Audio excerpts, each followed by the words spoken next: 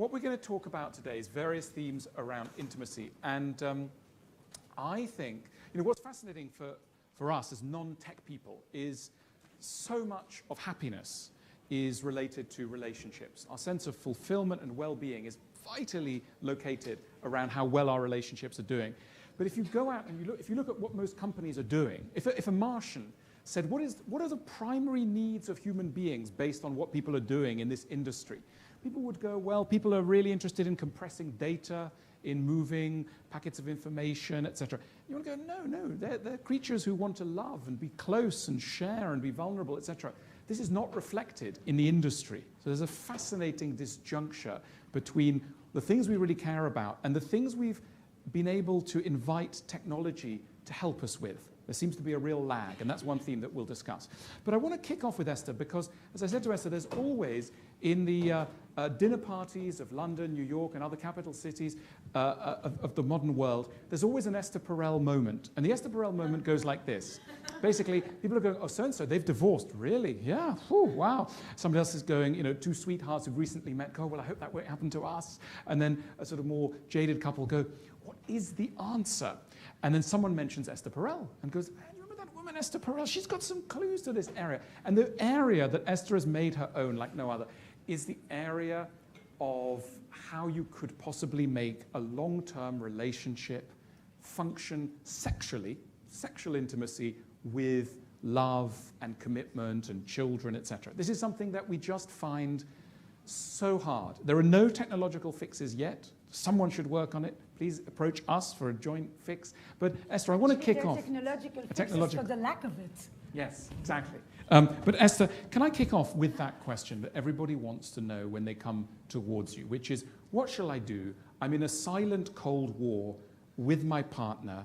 We haven't had sex in a long time. They won't tell you that, but they'll say that after a little while. Right? We haven't had sex in a long while. Been there, done that. Our relationship is fine. I don't want to get divorced, but it's no longer exciting. And I kind of am tempted to have an affair, but I don't know. That would be difficult. What shall I do? So that's the question that secretly in everybody's heart they want to ask you. So I'm going to ask you that. And please provide us with, what can that couple do?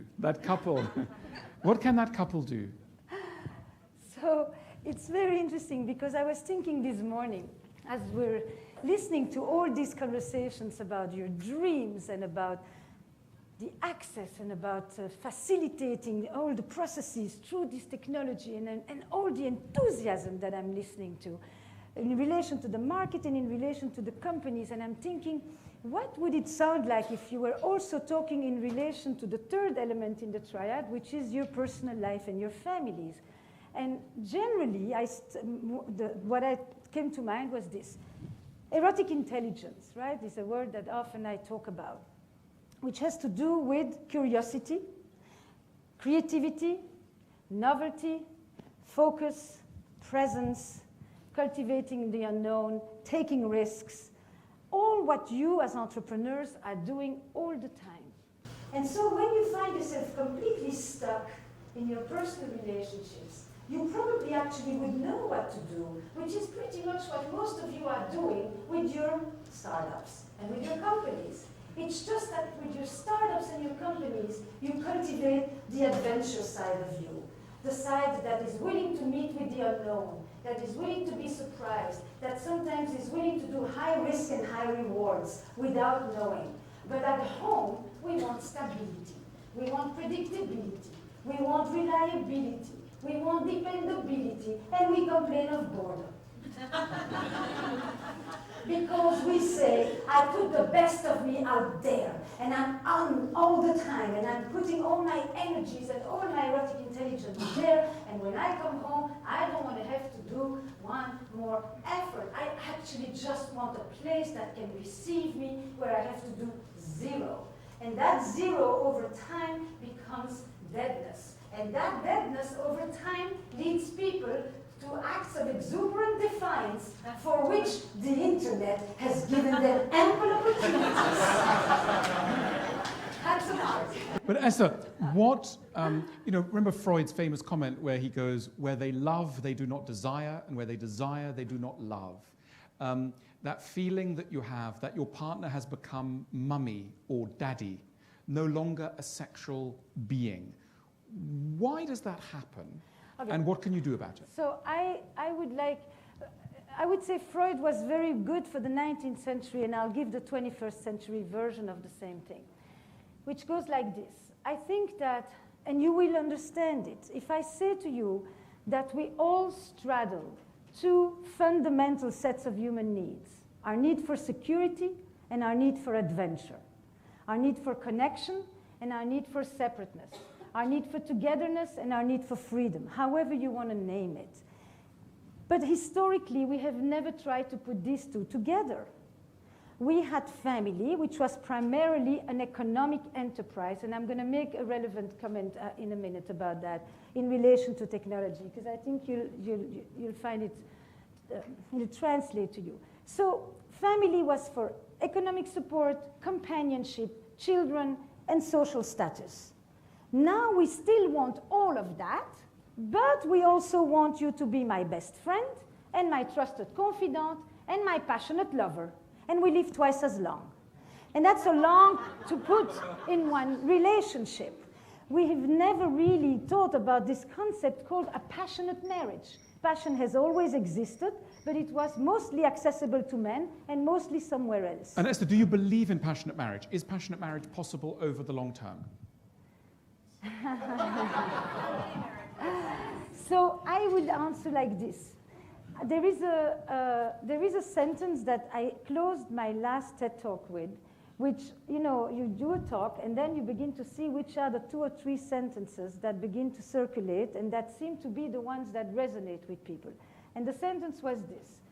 Most of us today in the West are going to have 2 or 3 marriages or committed relationships. And some of us are going to do it with the same person. So, yes, passionate marriages exist, but it is not this passion that you have when you meet someone and you're in the limerence phase and you're in the beginning and you're filled with the unknown and the unpredictable and the surprise, because generally what we want is to have that very same unpredictability at some point become security and reliability and something that I can count on. So is the enemy the belief that you know someone? What kills the relationship is the sense that you do know each other. No, the when belief, you don't. what kills someone is the illusion that you know the Right, that's what I mean. That's what I mean. Yes. But it's an illusion. Yes, that's right. If you actually could accept that the other is always mysterious, even Right. next to you after X amount of years, Yes. and that they don't belong to you, but they're only on loan with an option to renew, Yes. you would actually do a lot better. Right. So tell me more about this idea of option on loan, because people go, well, we shouldn't mention divorce. That would be an enemy of a good relationship. But are you saying that the sense that the other person doesn't belong to you is an important one? So even without mentioning the word divorce, that the possibility of rupture is important to the union? Yes. There is no love without the fear of loss. Simply. And you know it because you live in a field that is constantly threatened with loss. And therefore, you give it your best because you never take it for granted. But it's exactly what often we do in our personal relationships.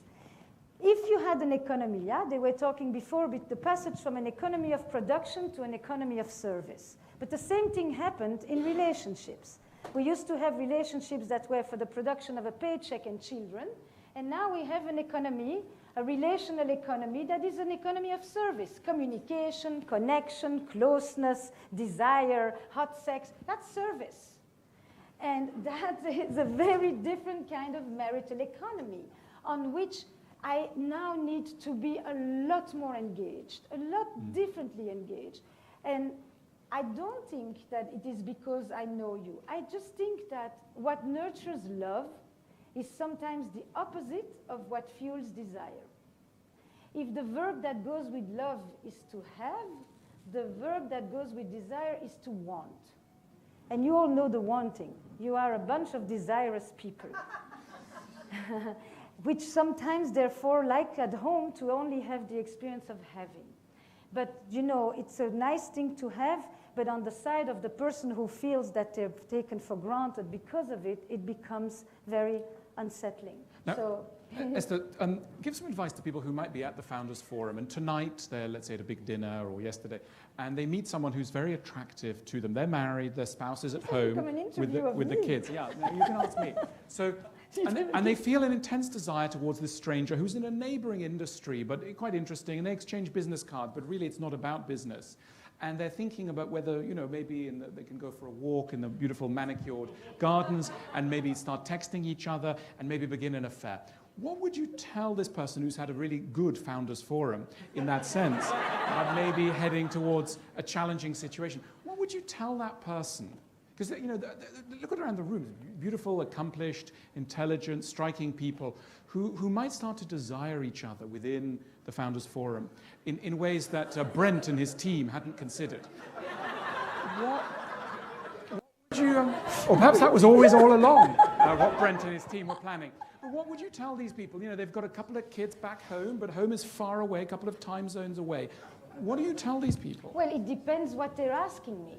They're asking you, I'm tempted. What would you tell them? My next thing is, and what do you do when you're tempted? What do you do with your temptations? I'm not the morality police. So if you're asking me how to curb your temptation and curb your enthusiasm, I have one set of things to tell you. If you're telling me... Well, what do you believe that people should do? I don't have a belief of what people should do. So tell me why you don't.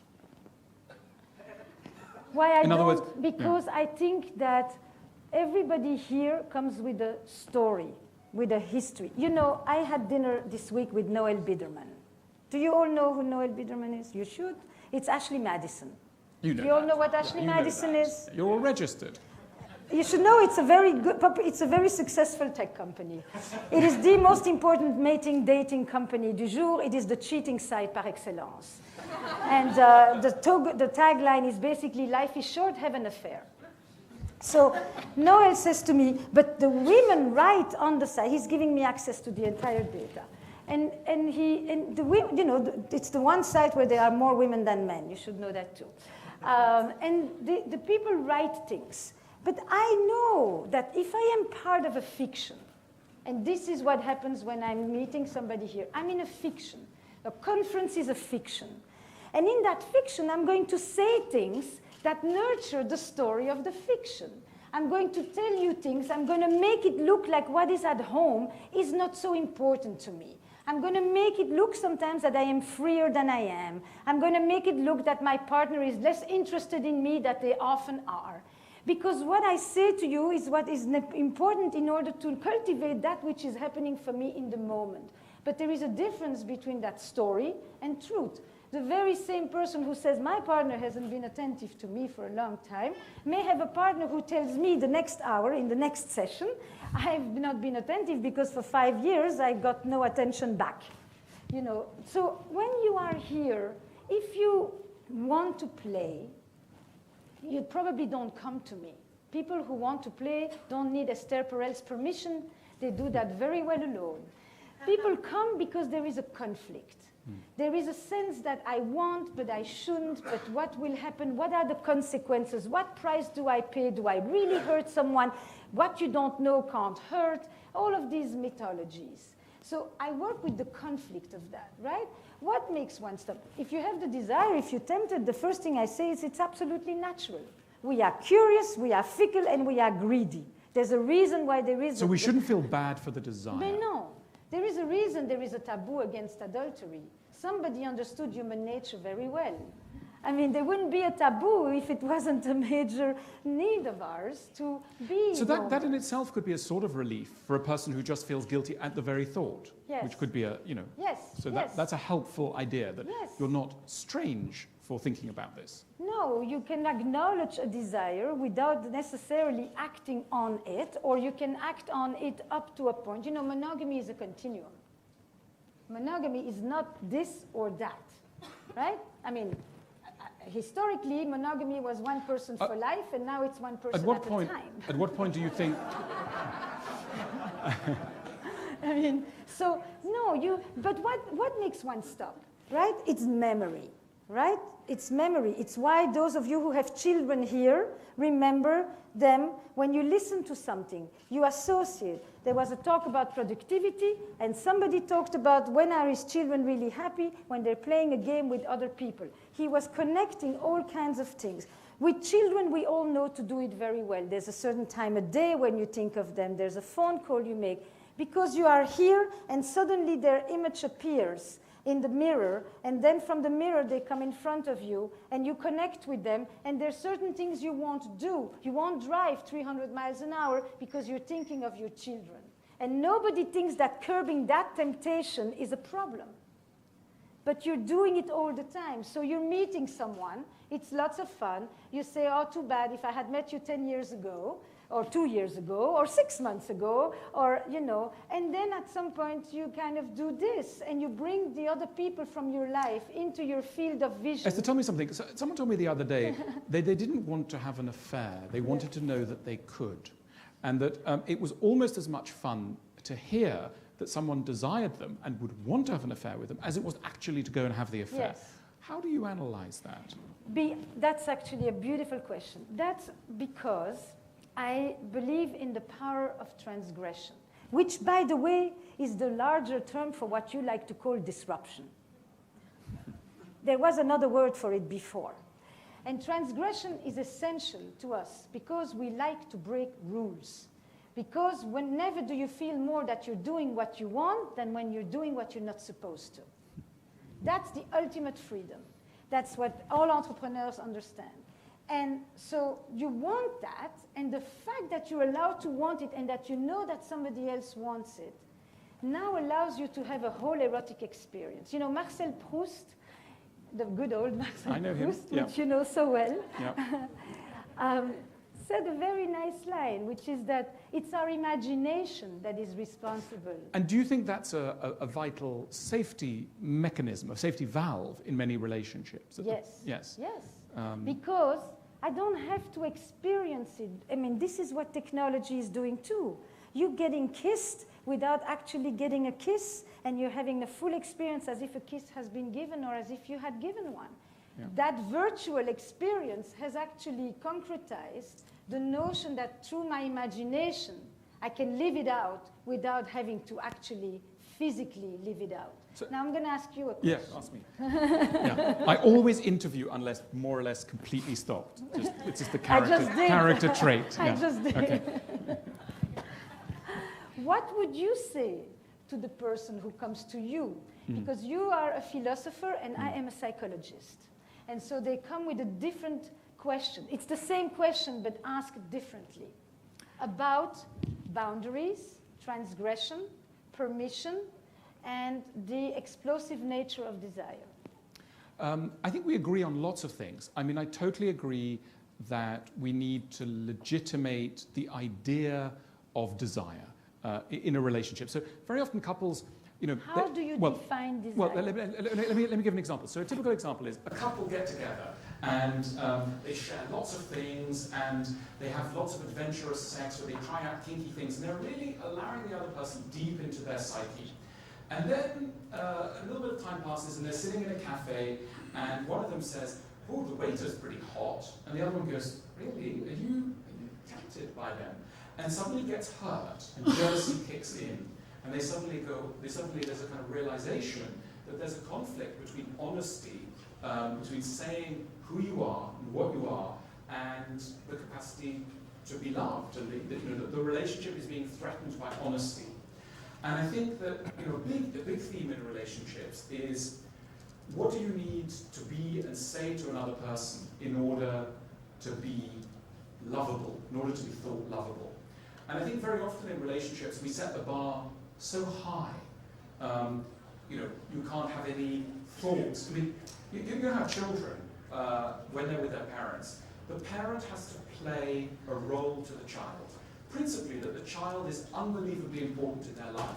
Now, the child is very important, but not as important as the child thinks. The parent has other thoughts, other desires, other feelings. But when you are in parental mode, you put the child at number one.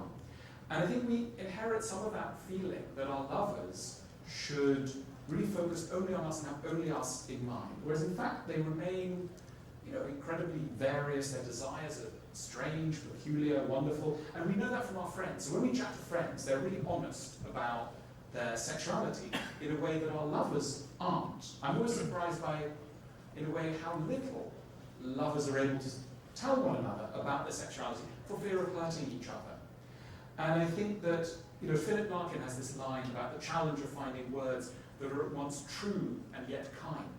And I think that is a really big challenge, the challenge of how to marry up kindness with honesty. And I think so often relationships are brought down by a sentimental story about how the relationship should be, which then delegitimates all sorts of feelings and leads to private anger and suppressed feelings, etc. So the more we can do to show the reality of relationships, the more couples can stop feeling lonely about some of the dynamics between them. I'm still amazed by how in an era when we're sharing so much, the reality of what it's like to be in a couple is still remarkably foreign.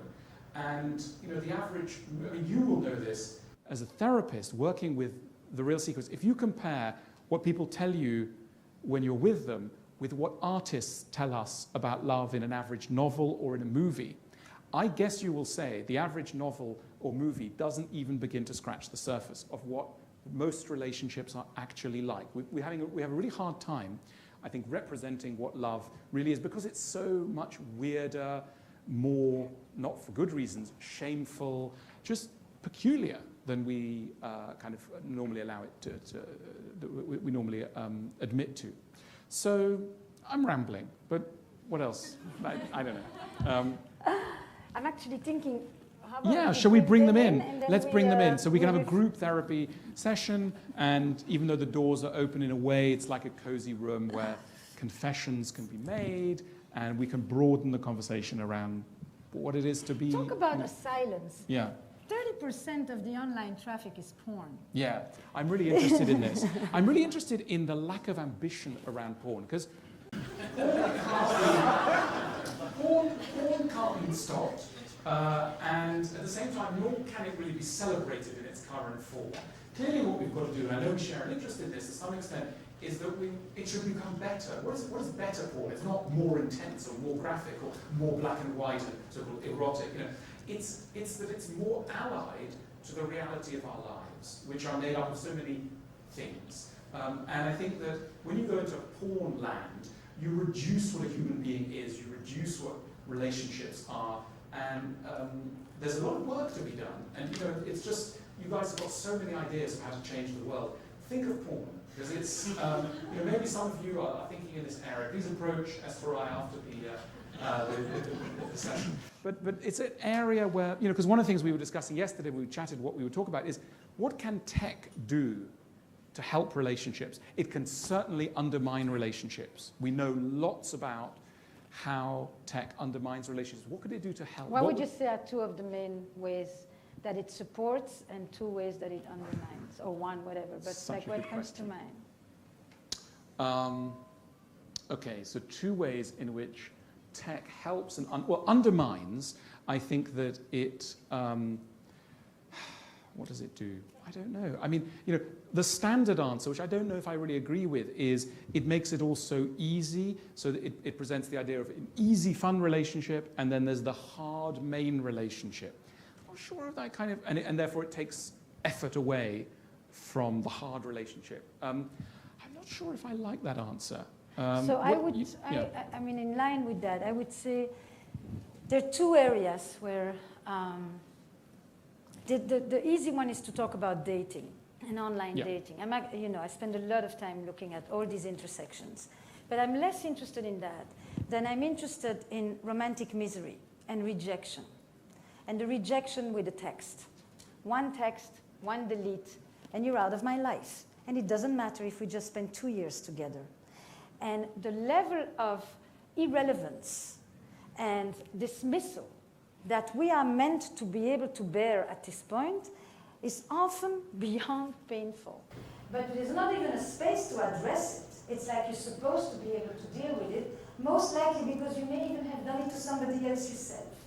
So the whole concept of rejection, when you don't have to go and tell someone, I no longer want to be with you, but you can just kind of send them a line, that is a whole new reality.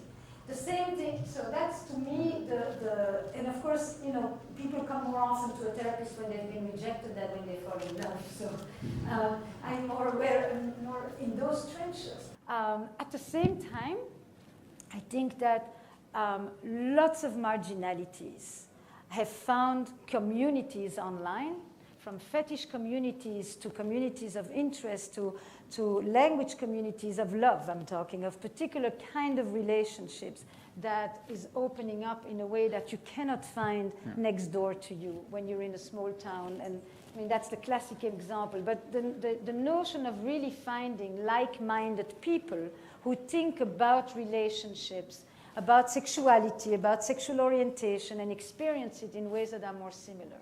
So that is on the other side. Yeah. Perhaps we should throw it open to you guys. I mean, in what ways could tech help, and how does it hinder? Yeah. Esther, I'm from the last century where when I began a relationship, I had to go through a narrative dance, create a story, go through some trouble to try and impress the other person. But now you touch a button and somebody geolocated will hook up with you very quickly. What do you think the consequences are going to be for the millennials' idea of what a relationship is? I would say like this. There is a wonderful erotic equation, and it goes like that. Attraction plus obstacle equals excitement. You take the obstacle away, and the excitement loses its steam very fast. It used to be that people... Beautiful. It used to be that people lost desire years into a relationship. With millennials, which I happen to be quite involved with, it is very fast, for a few reasons. One is because desire is to own the wanting. And nothing will hone your wanting more than a little bit of frustration along the way. Immediate gratification confuses arousal and excitement. So here's an interesting thing. I was talking to somebody who runs a internet webcam thing with naked people. The most popular category are people who don't take their clothes off. Isn't that interesting? Yes. So precisely, the larger the obstacle, the more desire there is. So certainly anyone going out on a date should put lots of obstacles in front of them. As some people have always known. Just keep that in mind. I mean, the concept, you're talking about seduction, right? Or the dance of seducing somebody, which is basically what animals do when they call it pacing. I come, but I don't come too much. I step back a little bit. You come a little forward. I think you're coming more, but no, you stopped again. Now I'm not so sure. Should I move over? Should I step away? Where are we going? And this keeps me awake at night, and it builds my desire on and on and on. And it is intrinsic to human nature to experience it like that. I think that the more we confuse arousal and desire, the faster we will lose desire. And that's what you happen if you do Tinder, if you go into the, everything that's an immediate thing, you get a lot of arousal, but you don't get a lot of desire. And it's not good and bad, but this is the consequence you get. So the next thing is, if when I'm bored, all I need to do is move on to the next person, to the next chat, then what I don't really know to do is how to renew on location. If something doesn't interest me, my tendency is to leave it and go somewhere else. I like the sentence, renew on location. Yes. That's what one should be doing in a marriage. Yes. Renew on location. Yes. That's what right. the thriving Good couples phrase. renew on location. Yeah. When they're bored, they find something to do in the same place that re-engages them. And re-engaging is something that we are actually quite losing, basically. You're not being re-engaged, you're being engaged elsewhere, which is why all of you are grappling with relational issues. What is commitment? What is loyalty? You all want to disrupt others, but you want me to be loyal to you. But Esther, are you generally a fan of re-engagement on location? I mean, do you think that that this is something we're not doing enough of, and there's a lot of... It's what friends who haven't seen each other for a long time do. Right. And they're excited to do it. Sure. It's not a boring... Or what you do every time you've been ill, And you've been lying in bed and you think Yes. your life's thing, and then you actually get up and you think, I can't believe the right. world is so amazing. That's right. You and take you your haven't- cast yeah. off and you go back. And let's mention Proust again. This is the whole of Proust's message, that we don't need to go off to foreign lands. We need to look at our world through new eyes. That was his message. Yeah.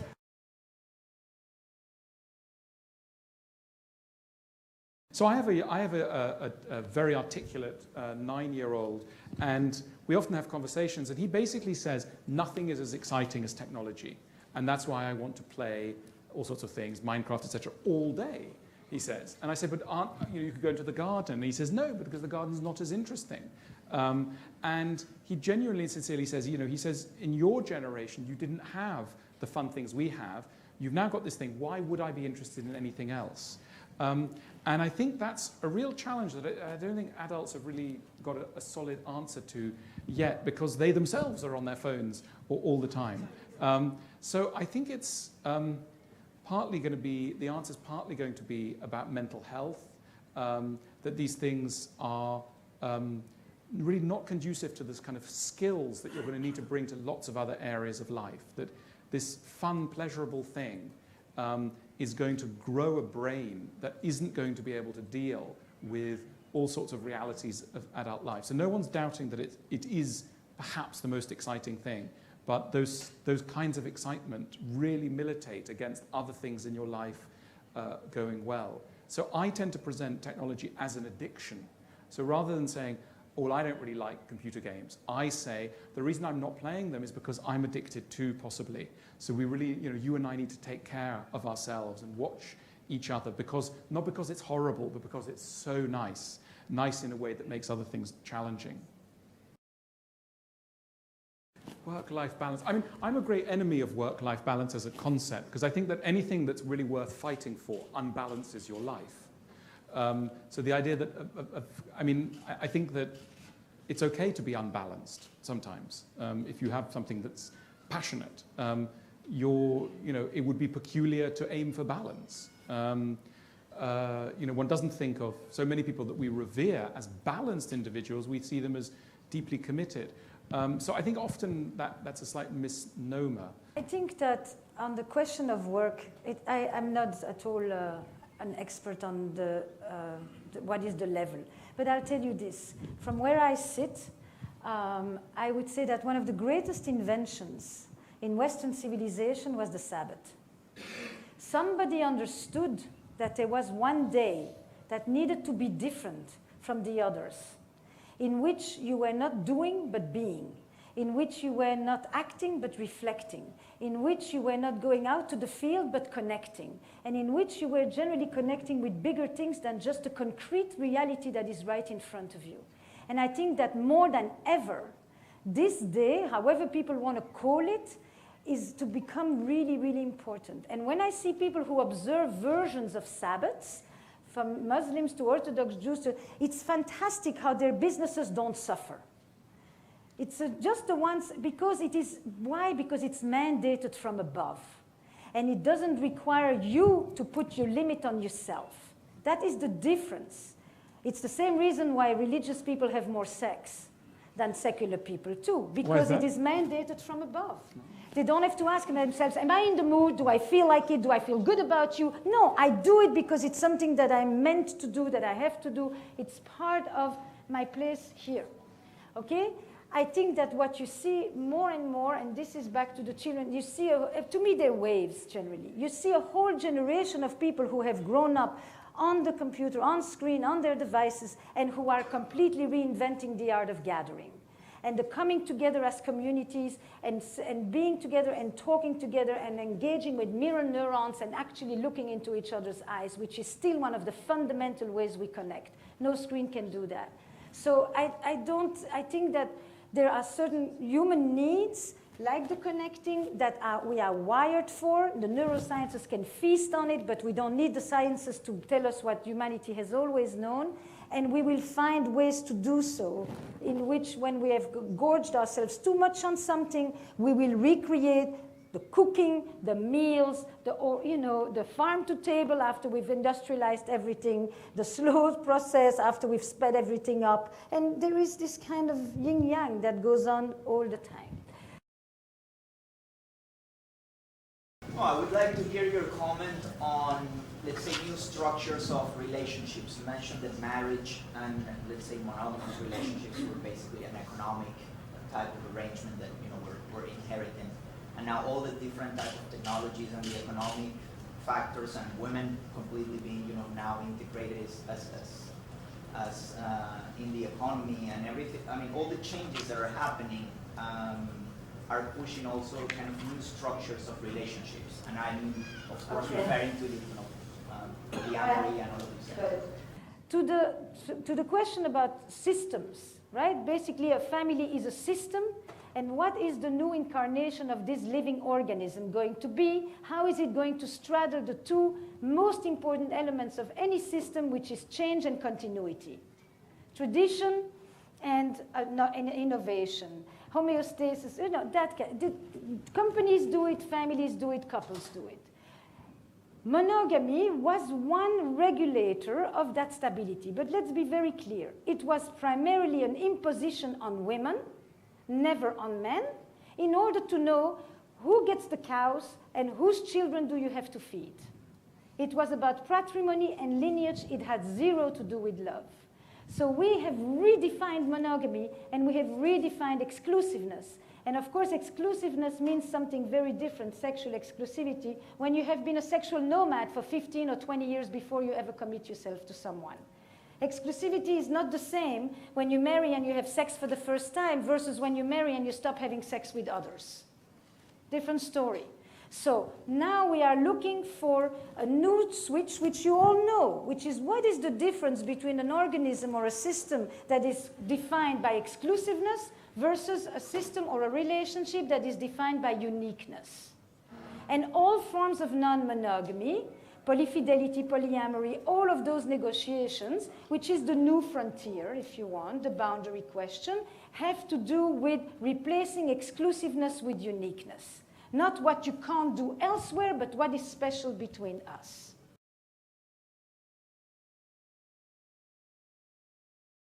Yeah, so, you know, when I think about this device, it is in many ways a connection engine, it's an intimacy engine, and it can be used whenever I have spare seconds. We all have a moment to, you know, sort of want to reach out and connect. You can do this, but maybe our spouse is not available 24 hours a day because, you know, who is really? And so the notion that we can now connect to any one of a number of people almost simultaneously and be constantly sort of switching through people. I wonder if you see that as kind of a asymmetric arms race against monogamy and how that kind of works in practice, how we're going to make sense of that.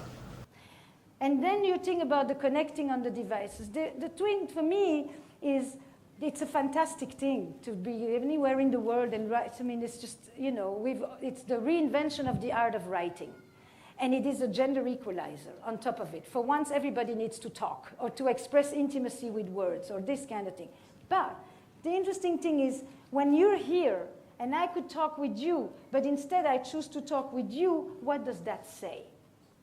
And if I do think that we are creatures of meaning, and meaning and relevance and presence go together, there are so many situations where basically what we are communicating to the person next to us is, you're important, but not that important, and I have more important things to do. And we all, so, you know, it's like in the conversation we were in before, we all do talk about happiness, but we are actually dealing with a generation that is grappling with levels of psychological misery that are very, very difficult. Why? Because the burdens of selfhood are way stronger than they have ever been. Yeah, all of these things of what you do and the limits and temptation, all that stuff and work was either governed by nature or governed by religion. And today, it's all governed by us. You decide how much you want to work, how much you want to pray, how much you want to eat, and how much you want to fuck. And that's a lot of stuff to decide alone. And then we are crippled by the dilemmas and the paradoxes of choice.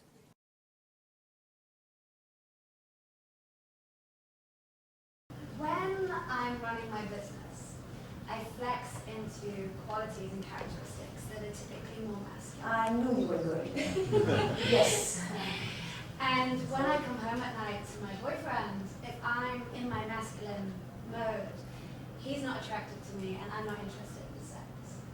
So is there a way of finding that balance? Is it something that we should be looking to kind of evolve into a grander form of our feminine self and be able to run a business in our feminine? Or is there a way to be able to snap out of that and come home so I can be the woman that relationship needs? Great question. Most people, when they talk about what turns them on, that's exactly the way they frame the question. What turns me on is, or you turn me on when. He doesn't get turned on when I am in that other part of me, those parts of me that are more masculine, more this way. I think that this kind of stigmatized gender division, that being ambitious and powerful and on the go is masculine, is just a curse to women. Women have always been in the market and on the fields and on the go, and why? And nobody talks about it as masculine. It's really becoming problematic. Plus, we are a lot more fluid, and we have masculine and feminine in all of us, and they're not always in the body of a man and the body of a woman. But the question you ask yourself is the opposite question. I turn myself off when, and I turn myself on when. I awaken my desire by, or I turn and shut down my desire by, is not the same as you turn me off when, and what turns me off or what turns me on is. And once you understand that desire is a thing that you own, and when you ask people what turns you off, what shuts you down, 90% of what you're going to say has to do with not taking care of yourself, being disconnected from your bodies, overeating, being tired, being worried, not feeling good about yourself. They all have to do ultimately with self-worth, in a version of that. And when you talk about what turns you on, then you have to do with self-care. So when you go home, your issue is not to connect with the feminine per se. Your issue is to connect with yourself. Whatever pieces of the feminine, masculine those may be, if you want to name them like that, but I recommend you actually change the labels. You'll find that you have a much bigger field when you're not locked into categories which are actually stultifying and fossilized. For the rest, you'll have to book a session with Esther in New York.